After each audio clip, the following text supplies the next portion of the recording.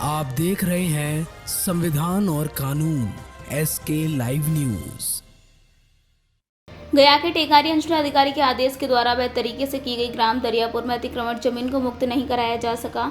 उल्टा गांव वालों को ही झूठा केस में फंसाने को धमकी दिया जा रहा है, जिसका अतिक्रमण वाद संख्या 321/2022 एवं 1921/22 के अंतर्गत मौजा दरियापुर टेपा थाना नंबर 326 में खाता संख्या 507 खेसरा संख्या 2780 रकबा 3.32 डिसमिल किस्म भूमि रास्ता अनाबाद सर्वसाधारण खाते की भूमि पर किए गए अतिक्रमण को मुक्त कराने हेतु ग्रामीणों के द्वारा दिनांक 13/7/2022 को आरक्षी एवं बल दंड अधिकारी की प्रतिनिधि गई थी एवं अतिक्रमणकारियों एवं आवेदक के बीच समझौता अनुसार अतिक्रमणकारियों के द्वारा अतिक्रमण मुक्त कराने हेतु दिनांक 28/7/2022 तक स्वयं लोक भूमि को अतिक्रमण मुक्त कराने का आश्वासन दिया था, लेकिन अतिक्रमणकारियों के द्वारा निर्धारित तिथि लोक भूमि का अतिक्रमण मुक्त नहीं किया गया है। उल्टा अतिक्रमणकारियों ने आवेदन और ग्रामीणों के ऊपर झूठा आरोप लगाया कि हम लोगों को डराया धमकाया जा रहा है और उल्टा झूठा केस में फंसाया गया है। ग्रामीणों ने बताया कि हमें डर है कि उल्टा झूठा केस में फंसाया ना जा सके। पीड़ित ग्रामीणों ने प्रेस वार्ता कर जिला प्रशासन से मांग किया है कि जल्द से जल्द इस समस्या का समाधान कराया जाए।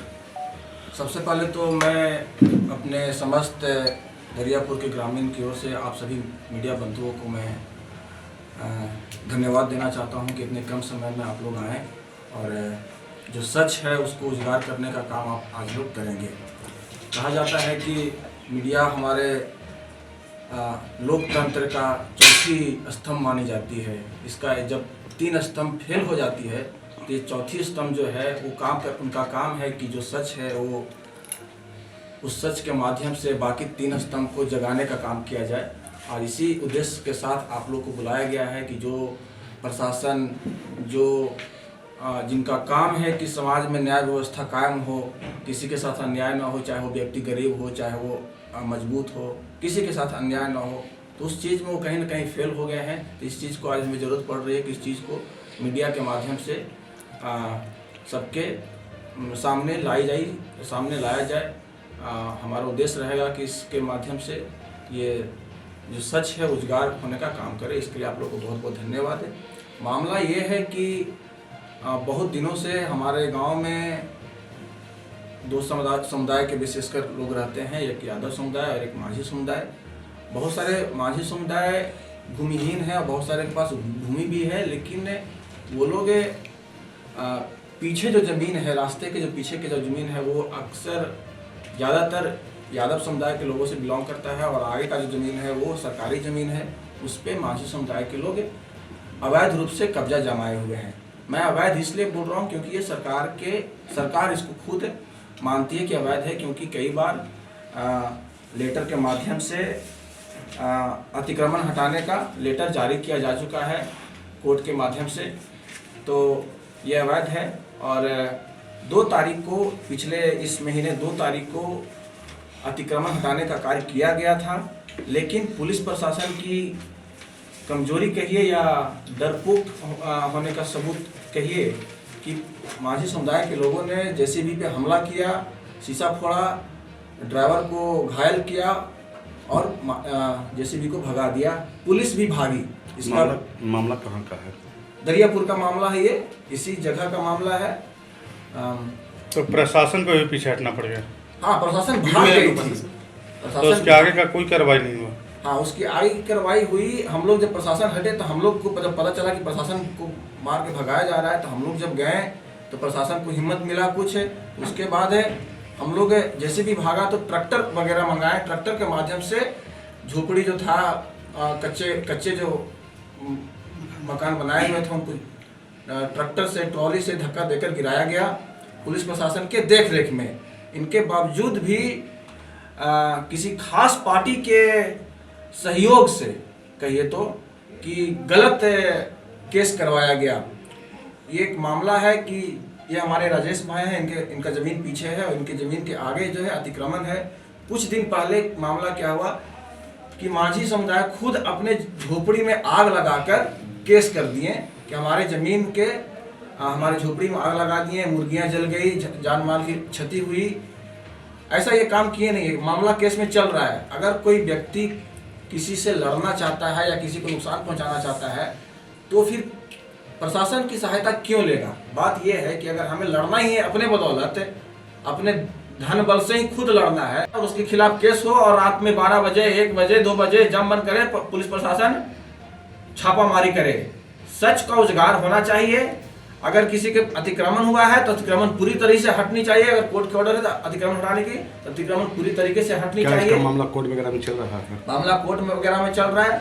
4 बार ऑर्डर आया है। देखिए हम आपको बताते हैं, ये पत्र है, सरकारी पत्र है, ये 2022 का पत्र है। इसमें साफ लिखा हुआ है दंडाधिकारी और आरक्षी बल प्रतिनियुक्त करने के संबंध में ये अंचल अधिकारी के द्वारा नोटिस भेजा गया है। इसमें साफ लिखा हुआ है कि इतने 13/7/2022 को ये अतिक्रमण मुक्त कराने के लिए पुनः तिथि निर्धारित की गई है। इसमें साफ लिखा गया है। लेकिन ऐसे ऐसे कई लेटर हैं जो पुलिस प्रशासन की लापरवाही की वजह से नहीं हो पाए समय पे। ये 2022 का लेटर है, आपको हम 2023 का दिखाते हैं। ये फरवरी महीने का है, ये लेटर फरवरी महीने का। इसमें भी यही सेम बातें लिखी हुई है कि दंडाधिकारी और आरक्षी बल प्रतिनियुक्त करने के संबंध में। इस तारीख को भी प्रशासन अपना काम नहीं कर पाई। उसके बाद 13/4/2023 को भी लेटर आया है दंडाधिकारी और आरक्षी बल प्रतिनियुक्त करने के संबंध में। इस तारीख को भी विफल रही। तो 2 तारीख को किसी तरीके से ग्रामीणों के सहयोग से अतिक्रमण हटाने का कार्य हुआ, वो भी आधा अधूरा हुआ। और उसका फल हमें ये मिल रहा है कि जो व्यक्ति वहां पे अतिक्रमण हटाने में शामिल थे उनका नाम बाकायदा एप्लीकेशन में लिखा गया कि ये लोग थे हमें छेड़छाड़ करने में। तो हमने आज माझी समुदाय के लोगों से भी बात किया कि आपके साथ छेड़छाड़ हुआ है कि नहीं हुआ है। उन्होंने कहा उसमें मेरा नाम भी है, मैं अपना परिचय बता दो। मेरा नाम दिवजीत कुमार है और मैं इस स्कूल का संस्थापक के रूप में काम करता हूं। ये हमारा KYP सेंटर है, उसको मैं चलाता हूं। लोगों को, युवा वर्ग को स्किल डेवलपमेंट का काम करने का मैं करता हूं। मेरी पढ़ाई लिखाई जवाहरलाल नेहरू विश्वविद्यालय से हुई है। मास्टर मैं अजीम प्रेम यूनिवर्सिटी बेंगलोर से किया हूं। नेट JRF क्वालिफाई करके टीचर एजुकेटर के रूप में मैंने कुछ काम किया था डाइट नालंदा में। नौकरी छोड़ के मैं अपना काम कर रहा हूँ और मैं सामाजिक कार्यों में रुचि रखता हूँ। मेरी एक जिम्मेवारी बनती है पढ़ा लिखा नागरिक होने के नाते कि समाज में जो दिक्कतें हैं, जो समाज में जो लड़ाई झगड़ा है, उसको मिल बांट कर। सर, जिसमें अतिक्रमण किया जा रहा था, जिसमें हटाया जा रहा था, उसमें क्या प्रशासन के कोई वरीय पदाधिकारी वहाँ पर मौजूद थे? वहाँ पे थाना प्रभारी थे, पंचानपुर OP के CO साहब थे। थाना प्रभारी के द्वारा बाहर से बल बुलाया गया था, उसमें पुरुष बल भी थे, महिला बल भी थे, सारे बल थे। लेकिन किसी ने हिम्मत नहीं जुटाई। आप प्रशासन की ये लापरवाही देखिए कि मार कर भगाया गया और उनके खिलाफ कोई केस नहीं हुआ। अगर कोई आम आदमी किसी प्रशासन को, पुलिस को रोकता है तो उस पर केस हो जाता है सरकारी काम में दखल अंदाजी करने का। तो प्रशासन के द्वारा जो हटाया गया अतिक्रमण, ये कहीं ना कहीं सरकारी काम है और इस सरकारी काम में माझी समुदाय के लोगों के द्वारा खदेड़ के मारा गया पुलिस को, उस पर पुलिस कोई कार्रवाई नहीं की। लेकिन कल परसों क्या हुआ कि हमारे इनका बेटा शाम के 8 बजे पंचानपुर जा रहे थे कुछ काम से, तो जाते वक्त कोई लोग नहीं थे।